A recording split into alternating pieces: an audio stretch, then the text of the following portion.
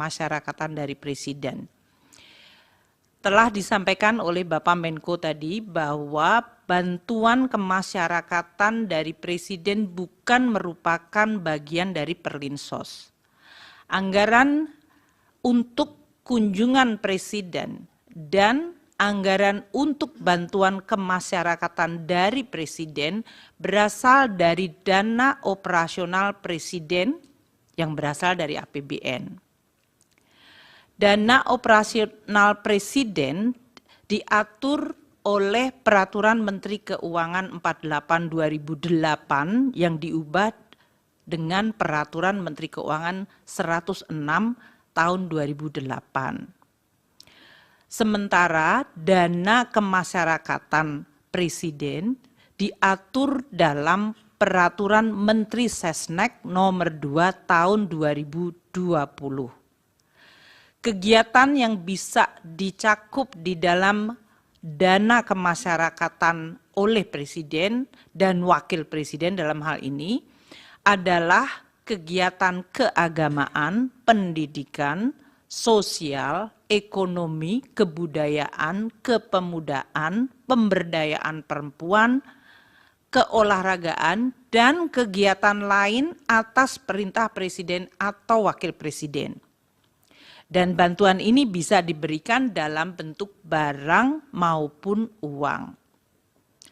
Untuk ilustrasi, tahun 2019 dana operasi Presiden, dana ini adalah 110 miliar anggaran, realisasinya 57,2 miliar atau 52%. Tahun 2020, alokasi anggaran 116,2 miliar, realisasi 77,9 miliar atau 67%. Tahun 2021, 119,7 miliar, realisasinya 102,4 atau 86%. Tahun 2022, alokasi anggaran 160,9 miliar, realisasi 138,3 miliar atau 86%. Tahun 2023, alokasi anggaran 156,5 miliar, realisasinya 127,8 atau 82%. Dan tahun 2024 ini alokasi anggaran untuk dana operasi Presiden dan bantuan kemasyarakatan 138,3 miliar.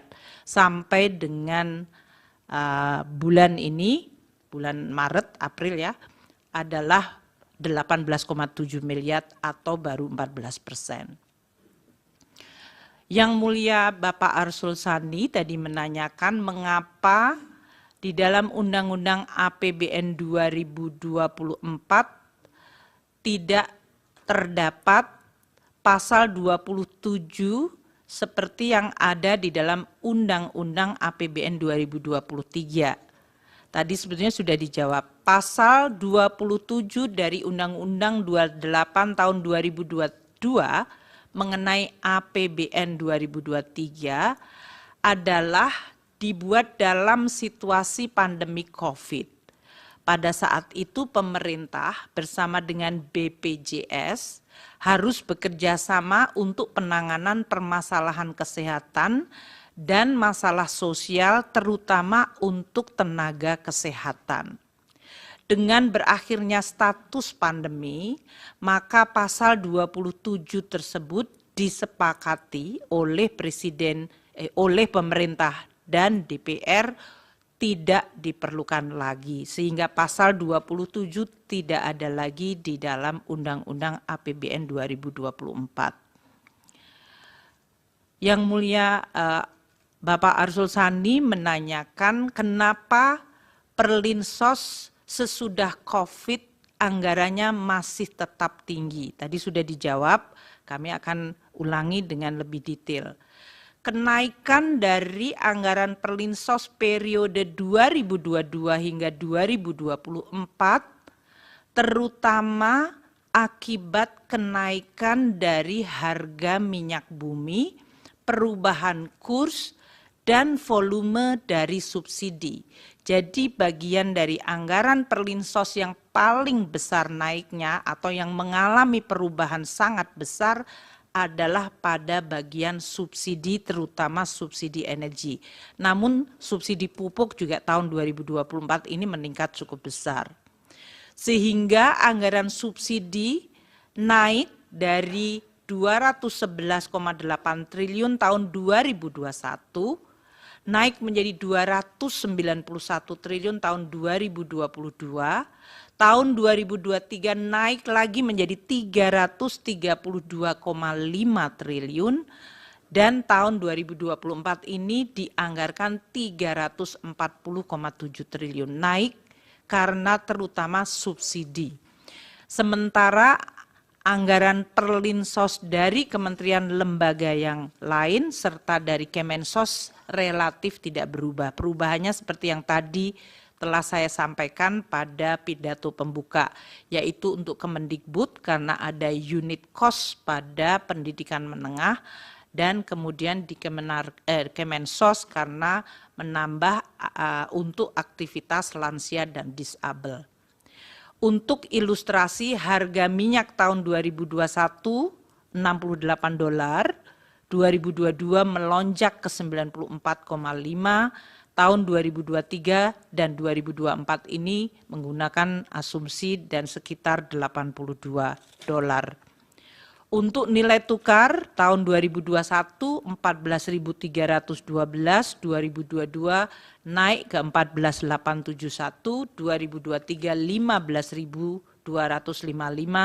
dan tahun 2024 menggunakan APBN asumsi 15.000. Volume solar juga meningkat sangat cukup tinggi, tahun 2020 14,3 juta liter, tahun 2021 naik ke 15,8 juta liter, 2022 di 15,1 juta, tahun 2023 melonjak ke 17 juta, dan di 2024 dialokasikan 19 juta liter. Ini yang menggambarkan bahwa Perlinsos di tahun 22 hingga 24 meskipun pandemi telah selesai tetap tinggi karena subsidi yang merupakan bagian dari perlindungan sosial mengalami kenaikan terutama untuk subsidi energi, dan yang tahun 2024 subsidi pupuk juga mengalami kenaikan. Mungkin demikian Yang Mulia Ketua dan Hakim Mahkamah Konstitusi dari berbagai pertanyaan yang sesuai dengan